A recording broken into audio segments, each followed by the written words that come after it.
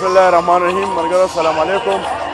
مونږ په دې وخت په پنډال کې ولاړ یو او الحمدلله مونږ څونه ملګري دي هغه راورسېدو او ټول ملګري الحمدلله ان شوي دي جلسهګاه ته او دا ډېر زیات کیلومیټرو خلک ولاړ دي. ډېر زیات یو د عوامو یو سمندر دی راغلی دی او انشاءالله د امپورټډ ګورنمنټ خاتمه به هم د دې عوام په دې طاقت سره کېږي او انشاءالله مونږ